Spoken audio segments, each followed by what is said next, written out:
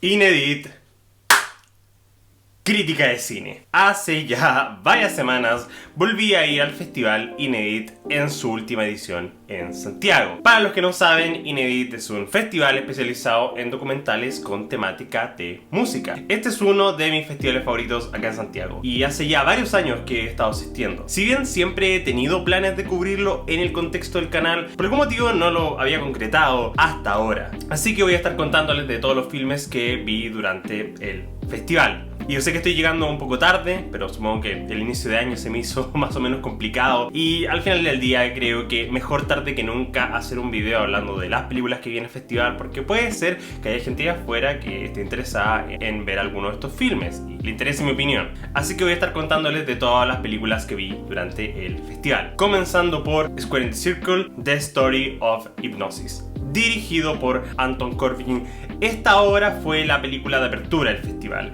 y posiblemente aquella de más alto calibre. El director, reconocido por algunas películas de ficción como Life, The American y la excelente A Most Wanted Man, uno de los últimos filmes en contar con una actuación del grandioso Philip Seymour Hoffman. Pero quizás su obra más connotada en este contexto es Control, obra biográfica sobre la vida de Ian Curtis, líder de Joy Division y la conexión más directa que ha tenido al mundo de la música en términos de su filmografía. Square in the Circle documenta la historia de Hypnosis, un estudio artístico fundado por Storm Thorgerson y Audrey Powell. Este estudio se encargaría de diseñar varias de las portadas más icónicas del mundo de la música en los 70s. Ellos son los responsables de tales portadas como Animals, Wish You Were Here, Band in the Run, Peter Gabriel 2 y una de las más legendarias de la historia, Dark Side of the Moon. Y este documental fue uno de los más interesantes que vi en todo el festival por lejos. En términos estrictos no muestra nada muy enigmático por sí mismo, pero creo más bien que su poder radica en lo fascinante de las personas en pantalla. Por un lado tenemos las voces de Storm y Poe contándonos sobre el proceso creativo de varios de estos álbumes, además de historias curiosas que realmente ensalzan el arte. Por ejemplo, una anécdota que cuentan sobre Animals es que tiraron un chancho inflable que luego se perdió y tuvieron que pedirle a la Fuerza Aérea que lo cazara. O como para Wish You Were Here, literalmente quemaron a un doble acción para la imagen principal porque no había efectos por computadora en esa época. Y las meras curiosidades que yacen detrás de estas imágenes hacen del documental. Podría estar horas y horas escuchándolos hablar. Además, se las ingeniaron para traer rostros muy connotados del universo de la música para compartir su perspectiva. Muchas veces documentales que se tratan de gente interesante ni siquiera pueden tener en pantalla a los íconos en cuestión. Pero acá escuchamos a personajes como Peter Gabriel, Paul McCartney, David Gilmour y Roger Waters. Ellos aportan mucho realmente al lenguaje del filme, le dan una perspectiva completa y de verdad ponen el dedo en por qué la importancia y poder de este estudio.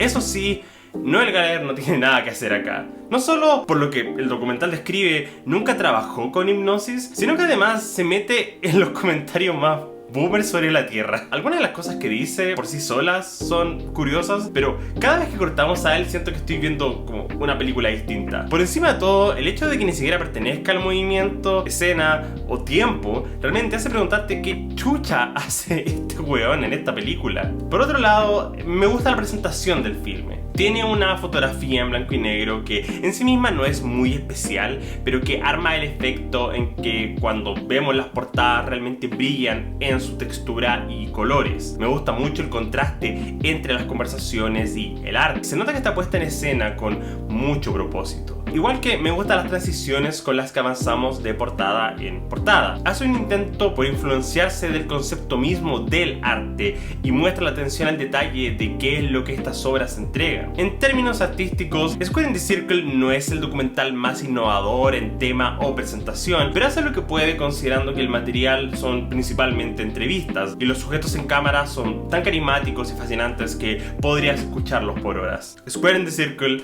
es un ligero 7 de 10. Luego vi Anonymous Club. Dirigido por Danny Cohen, este documental ilustra la vida reciente de la cantautora australiana Courtney Barnett. La película se compone principalmente de material grabado durante los últimos años, acompañado de narración por la artista, quien fue grabando sus pensamientos durante una de sus últimas giras con el propósito de usarlo en este documental. Y creo que en términos de lo enigmática de su música, un documental sobre Courtney Barnett estaba en la cima de mis prioridades en el festival.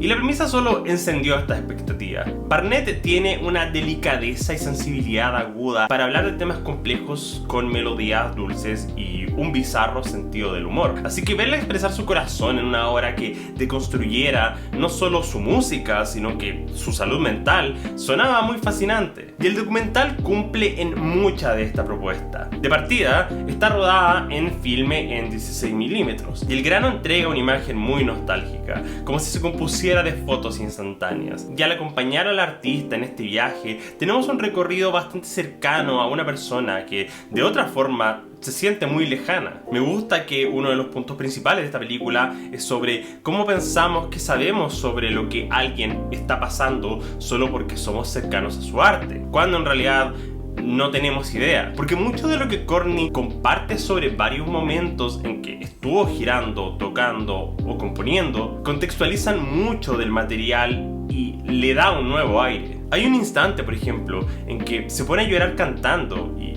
Courtney menciona que le da vergüenza que gente la vea así. Y es inevitable no ver esa inseguridad como algo muy íntimo y empatizable. Realmente pone un puente muy sólido en sentir empatía ante un artista con tanto dolor. Creo que en términos de describir la importancia de la salud mental es una película muy importante. Mi principal problema es que siento que este documental funcionaría perfecto como un mediometraje. Hay unos sólidos 40 minutos de película que son enganchantes, sensibles y magnéticos, pero con incluso una duración modesta de poco más de hora y 20 minutos, siento que arrastra demasiado el metraje. Hay momentos en que pareciera que tiraron todo lo que tenía en el corte en bruto, porque se empieza a repetir en los mismos temas y mensajes, e incluso como un fanático de la música de esta artista, empieza a aparecer mucho. No es que arruine la película, pero para ser una vez más anticipadas, e incluso viéndola en el cine donde siento que mejor debería apreciar el componente cinemático, desperdicia mucho de los pilares de la escritura, a mi parecer. Es un documental sólido,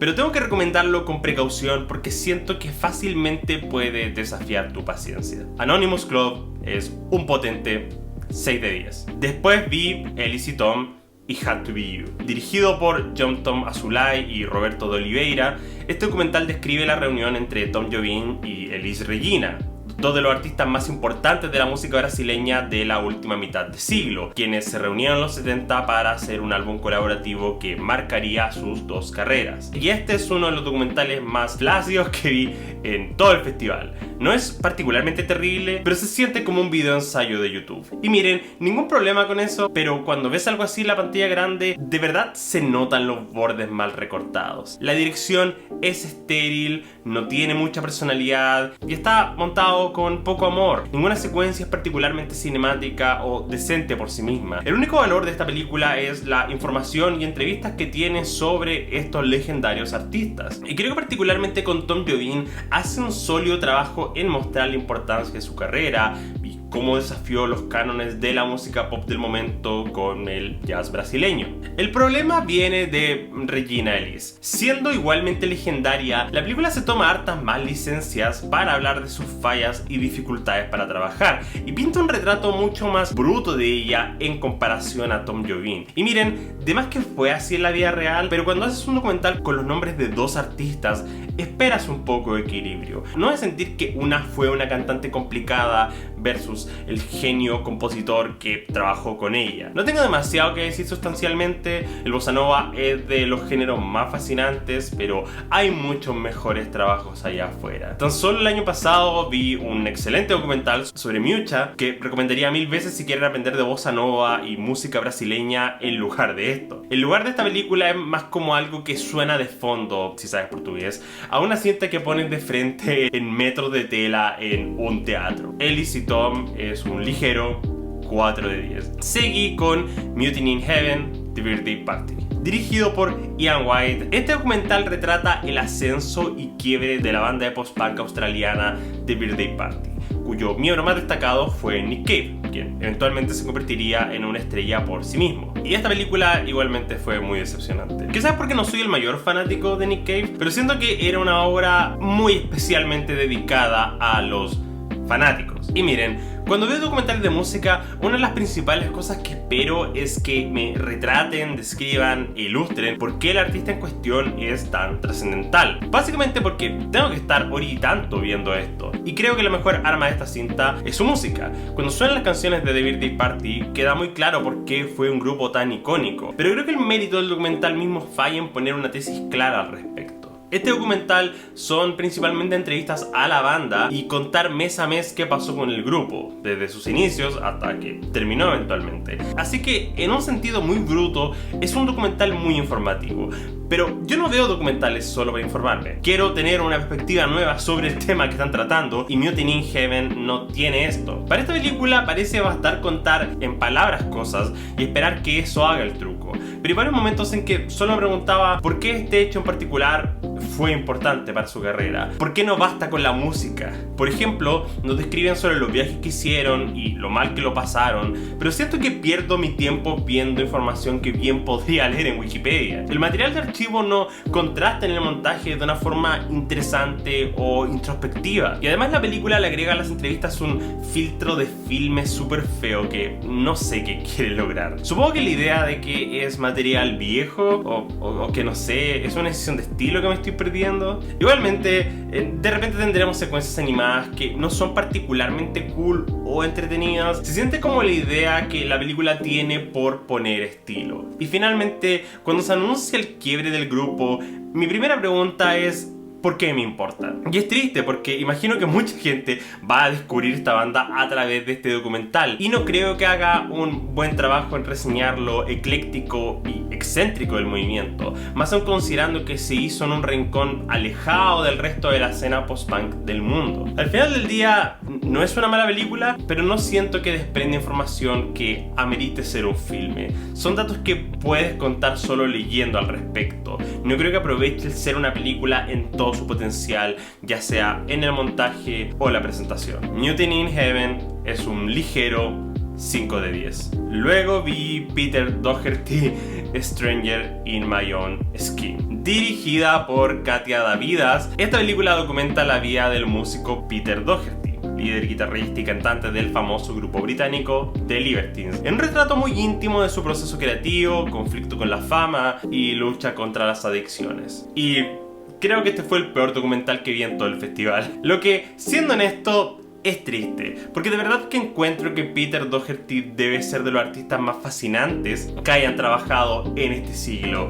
Y esta película chorrea potencial. La película se compone principalmente de grabaciones caseras, muchas de ellas hechas por el mismo Peter Doherty, y además ocurre que la directora es pareja del músico, así que uno esperaría un nivel especial de privacidad en el metraje. Y vemos cosas muy oscuras, onda Peter Doherty luchando contra la abstinencia, consumiendo drogas, básicamente viendo cómo se le va la vida de las manos. Pero el documental es un montaje muy desordenado de material súper interesante. No siento que al final de la película haya llegado a conocer demasiado a Peter Doherty. Por el contrario, siento que tengo una imagen más superficial de él de la que tenía antes. Como que desde los medios el músico proyecta esta visión roñosa de alguien despreocupado de su salud y personalidad, y es exactamente lo que veo en la película. No siento que el filme esté preocupado de vertir una imagen cautivadora de quién es Peter como ser humano, qué es lo que lo motiva a componer lo que compone, o qué es lo que lo empujó hacia la autodestrucción. Por el contrario, la edición de estas imágenes solo nos muestra a él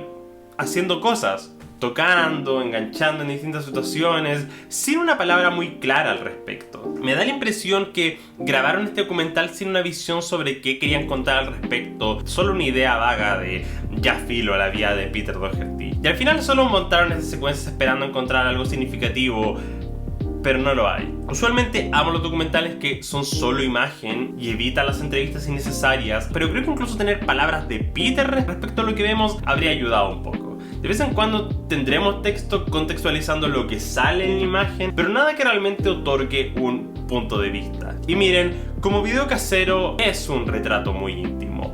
pero como película no me puedo imaginar a nadie viendo esto que no tenga quizás un enganche más profundo con el artista como para pasar la barrera de solo verlo por 90 minutos sin contexto. Stranger in My Own Skin es un potente 3 de 10. Después vi Have You Got It Yet? The Story of Syd Barrett and Pink Floyd, dirigido por Storm Thorgerson y Roddy Bogawa. Este documental describe la vida del excéntrico músico Syd Barrett y su vida antes y durante su trayecto en Pink Floyd hasta haber sido despedido y eventualmente perderse en sus adicciones. Esta película tiene la particularidad de ser dirigida por alguien que ya salió en un documental mencionado antes, Storm Thorgerson, quien fue un tema del documental de hipnosis al ser uno de los miembros del estudio artístico. Así que comenzamos con la vara alta. Lo primero que puedo decir es que este documental funciona principalmente como un medio informativo. Siento que es el tipo de cosa que vería en VH1, un documental sin mucho estilo, montado como una forma de presentar la vida del artista, informar respecto a él para gente que no esté familiarizado con su trabajo. Y en ese sentido es muy introspectivo. Tenemos conversaciones con varios miembros de Pink Floyd, sobrevivientes e incluso muertos, además de un bien detallado panorama de los grandes hitos de la vida de Syd. El principal problema es que si debo evaluar este documental en sus méritos como película, es súper estéril. La presentación no entrega nada único, sino que recopila estas entrevistas de forma más o menos entretenida para mantener ritmo, pero incluso sí tampoco presenta material particularmente nuevo o revolucionario. No cuenta detalles de la vida de Syd que sean muy explosivos. Se siente como una forma divertida de leer Wikipedia. Y miren, no hay nada de malo en ello si uno lo piensa con detalle, pensando en que Syd Barrett es una figura tan enigmática que solo contar su vida sin mayor ambición da para 95 minutos de genial y emocionante material. Es inevitable no verse envuelto en la emocionalidad de la vida del artista, pero una parte de mí piensa que pudo haber sido mucho más. Es decir, estamos hablando de Syd Barrett después de todo. Siento que los documentales deben tener una vara más alta y no solo conformarse con presentar información, más aún los documentales que se tratan sobre otros artistas. Si lo que quieren es solo informarse sobre la vida de un maravilloso artista, bienvenidos sean a verlo, pero si buscan algo más sustancial, la experiencia terminará siendo bien vacía. Have You Got It Yet? Es un potente 5 de 10. Después seguí con Let the Canary Sing, dirigido por Alison Elwood. Este filme documenta la vida de la cantante de pop ochentera Cyndi Lauper. Describe sus inicios en la música, su ascenso a la fama y todos los conflictos a los que se enfrentó en su vida y carrera. No tenía demasiadas expectativas sobre este documental, siendo súper honesto, y por lo mismo diría que esta fue una de las sorpresas más agradables de todo el fin de semana. No fue una cosa así extraordinaria, pero es una cinta hecha con mucho tacto y cariño por el arte de la cantante. El documental consiste en principio de entrevistas en la actualidad a Cyndi, sus cercanos y algunos músicos relevantes a la conversación, y el resto es material de archivo que se muestra en contraste a los diálogos. Pero aún con lo básico de su presentación, este documental es realmente una pieza fascinante. En términos informativos, de verdad se mete en la profundidad de qué hace especial a Cyndi Lauper. Y a diferencia de otras películas que vi durante el festival, aquí sí salí de la sala entendiendo más a la artista que antes. El filme es un súper buen argumento a por qué las decisiones creativas de Cyndi Lauper realmente elevaron su música, y cómo no fue solo otra estrella pop, sino que introdujo mensajes con significado y tomó decisiones artísticas relevantes que la diferenciaron de sus contemporáneas. También, relacionando el título del filme, la película hace un súper buen argumento a cómo pareciera que la vida buscó en múltiples ocasiones callar a Cyndi Lauper, pero su pasión y fuerza la sacaron adelante y le abrieron paso por las calles de la música pop. Te pone en perspectiva que no solo porque tu música sea popular es menos influyente. Hay momentos muy íntimos sobre la relación de Cyndi con la pandemia del VIH que te aprietan el corazón. El documental va muy por los números en términos de los pasos que sigue, y como muchas de estas obras, no es demasiado crítico de la figura del artista, muy por el contrario, quizás romantiza demasiado todo lo que Cyndi Lauper hizo. Pero es una música reconocida por hits de hace 30 años, creo que hay algo muy especial y cálido en ver una película que escarba un poco bajo la superficie para decirte por qué tienes que ponerle atención a la persona en cuestión. También hay que decir que Cyndi Lauper es muy elocuente y carismática en pantalla. Ella en sus descripciones maneja un diálogo entretenido que sirve de sólido constructor de la obra. Como sea, Por lo bajo, esta es una película divertida. Es ese tipo de obras que sirve mejor como una pieza pasiva de entretenimiento, porque no hay nada extremadamente emocionante pasando en pantalla, pero si buscas un documental que te capture sobre el perfil de un artista, este cumple su objetivo. De hecho, me recordó mucho el documental de Wham en Netflix, que también me gustó mucho. Comparten varios de los defectos y ventajas. Aun con toda su simplicidad, esta es una de las películas que más podría recomendarles si solo buscan un buen documental sobre música. Let the Canary Sing es un ligero 6 de 10. Después seguí con Right Here, Right Now, dirigido por Jack Hutchcraft. Este documental describe los eventos que llevaron al Beach Boutique 2, un concierto que Fatboy Slim realizó en la playa de Brighton a inicios de los 2000, que llevó a un gigante caos y se convirtió en uno de los eventos más memorables en la historia moderna de la música dance europea. Esta película parte de una base muy interesante. En lugar de enfocarse en la figura de Fatboy Slim como un todo, es principalmente sobre esta fecha memorable. Y la película hace un sólido trabajo en general en establecer la influencia y significado de Fatboy Slim a inicios de este siglo. Muestra lo genial de sus mezclas y el impacto que tuvo en la juventud de la época. Pone en perspectiva el talento de Norman Cook en la producción y cómo es que su música terminó siendo tan relevante. Y luego está el evento mismo del Beach Boutique. Es de esas situaciones en que casi que preguntas cómo fue que nadie visualizó la cagada que iba a quedar. Planificaron un evento gratuito en la playa y no anticiparon que la gente se amontonaría en decenas de miles de espectadores. Me gusta cómo contrastan las experiencias de personas importantes que estuvieron en el evento, como Simon Pegg y Nick Frost, a la par de los hechos mismos que pasaron. Es una historia fascinante con un componente muy cómico. Ayuda igualmente que Norman Cook es muy carismático en pantalla y transmite mucha energía, especialmente al describir lo gigante del concierto. En términos artísticos, el documental es bien simple. Depende mucho de material de archivo y entrevistas y tampoco lo ensambla de una forma loca o característica, pero creo que el material definitivamente se eleva por los hechos mismos de las historias versus el beneficio artístico de la presentación. Quizás mi mayor problema es que la tesis final del documental es media débil. La película establece el evento mismo como algo increíble para luego cerrar diciendo como, bueno, para la municipalidad se enojó, así que en verdad estuvo mal y no hay que hacerlo nunca más. Y la conclusión casi que parece ser que no hay que dar conciertos gratis, que supongo que entiendo, pero se siente muy anticlimático luego de ver lo fantástico del espectáculo en la playa. Finalmente, creo que este es un documental limitado, pero muy interesante. Lo recomendaría a todo el mundo básicamente, especialmente si están familiarizados con la música de Fatboy Slim. Right Here, Right Now es un sólido 6 de 10. El último día comencé con The Legacy of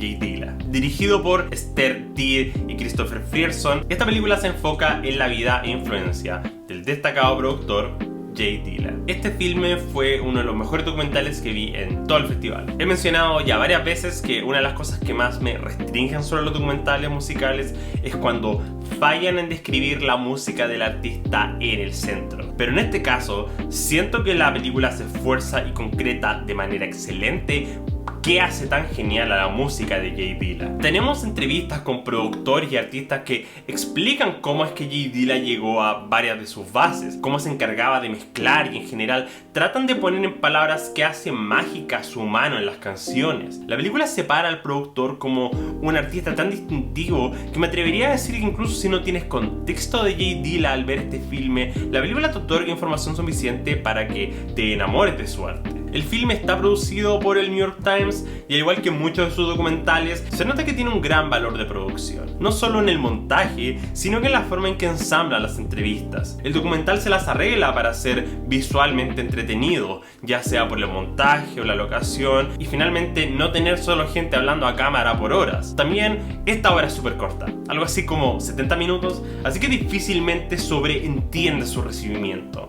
No se extiende necesariamente y se maneja para compactar la vida de Jay Dilla en sus mayores hitos sin ser abrumadora. El momento en que llegamos a la muerte de Jay Dilla es súper fuerte. te aprieta el pecho de emoción, especialmente por las palabras de su madre, que tienen una calidez y sensibilidad que no se puede fingir en una película así. Mi mayor problema realmente es que una vez pasada la muerte de Jay Dilla, la película entra en los conflictos legales relacionados a los derechos del artista y creo que no pega bien con el resto del filme. Entonces importancia cuando inevitablemente tocas el tema de la muerte, pero siento que desenfoca esta película en una dirección un poco extraña. Como sea, sí creo que este es un excelente documental que todo el mundo debería ver.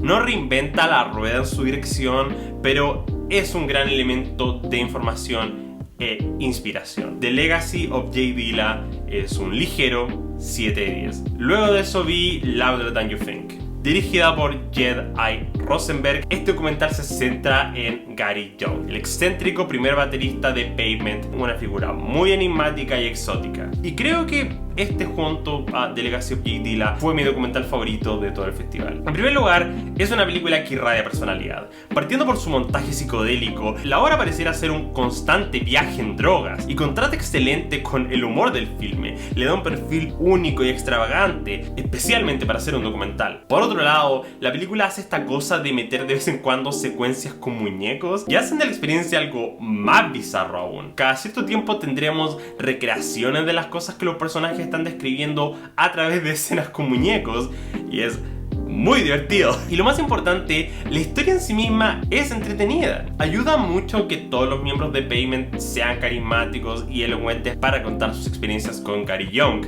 El filme se baña de historias cómicas y excéntricas. E igualmente, Gary Young mismo es casi que un personaje de ficción. No solo en la recopilación de eventos, sino que en el presente mismo. Es exactamente lo que esperarías si imaginaras a un punky de más de 80 años. Quizá mi mayor problema es que Gary puede ser un poco mucho de repente. Puedo imaginarme gente odiando a este tipo y su personalidad. Y es medio extraño cómo la película intenta tener un mensaje sobre cómo las drogas y excesos limitaron la carrera de Gary, especialmente porque diría que el filme romantiza mucho este estilo de vida y Gary no está muy arrepentido de sus decisiones en ese sentido. Sí me gusta el tema que hacen sobre la escena lo-fi. Uno de los tópicos más fuertes de la película es el valor que tiene el material hecho con bordes inacabados, el poder del ruido y la magia de la distorsión, que no solo es relevante en el contexto de Pavement y la música alternativa, sino que también en la manera en que Gary aportaba a la banda en su momento, agregando estridentes redobles de batería en contraposición a lo sensible de la música de la banda. ¿Qué más puedo decirles? Esta película exuda personalidad. No sé qué tal será si están poco familiarizados con la música de Pavement, pero me atrevería a decir que es lo suficientemente extravagante para cautivar incluso a los extranjeros de este sonido. Louder Than You Think es un sólido 7 de 10. Y cerramos con Llamen a Joe, dirigida por Hernán Ciseles. Esta película describe la vida de Joe Stefanolo, abogado argentino, conocido por representar a muchos músicos de la escena trasandina en varias de las polémicas más bizarras que la música haya visto. Este documental prometía mucho para mí y diré que el final es un punto medio de muchas cosas. Esencialmente,